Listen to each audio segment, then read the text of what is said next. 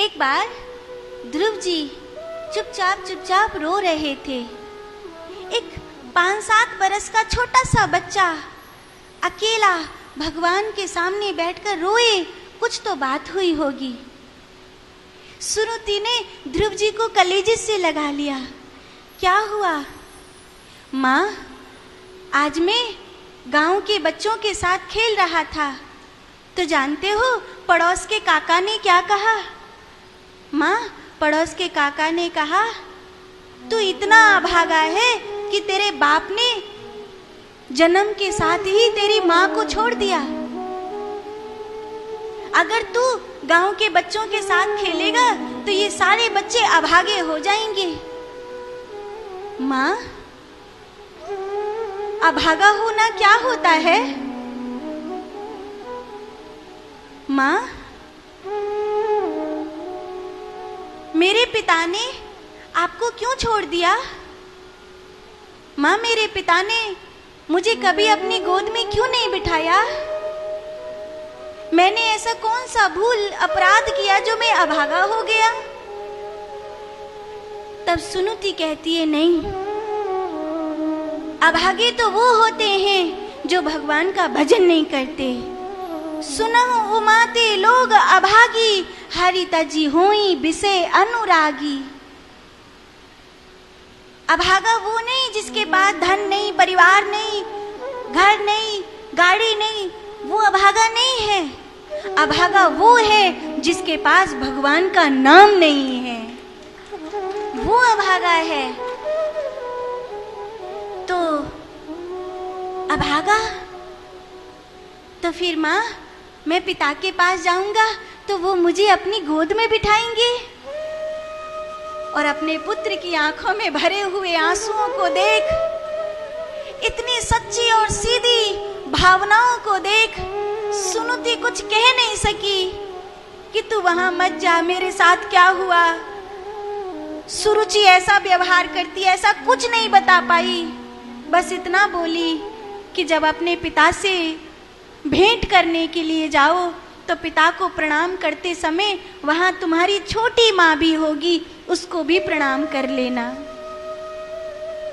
एकदा सुरुचि पुत्रम अंकम आरोप्य लालयन् उत्तमं नारुरुख्यन्तं ध्रुवं राजाभिनन्दितः।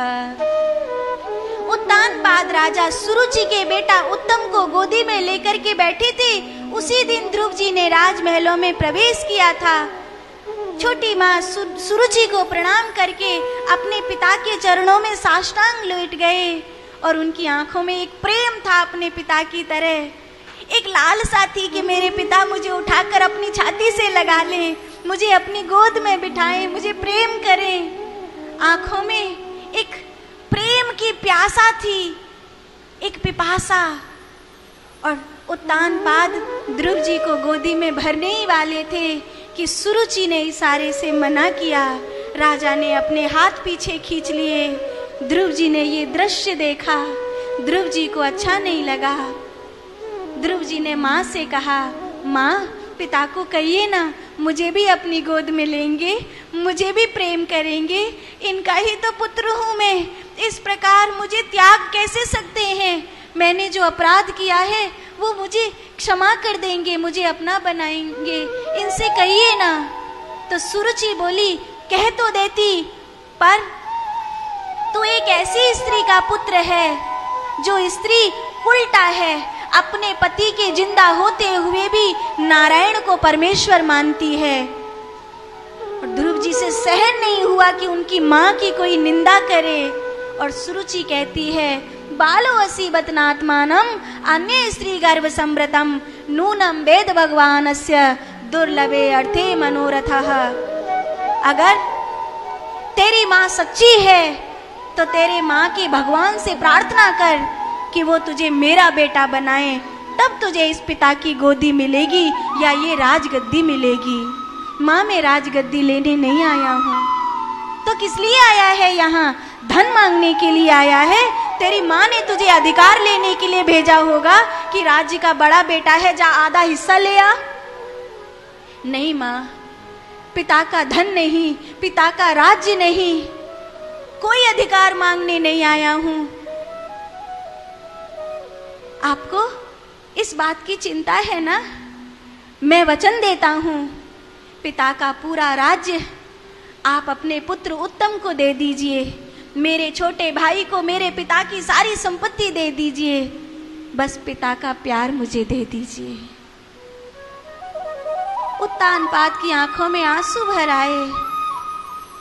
संसार में ऐसे राजकुमार होते हैं जो बाप की गर्दन खींचकर राजगद्दी पर बैठ जाते हैं, और एक ये है जो राजगद्दी को छोड़कर मुझ बूढ़े बाप को मांग रहा है।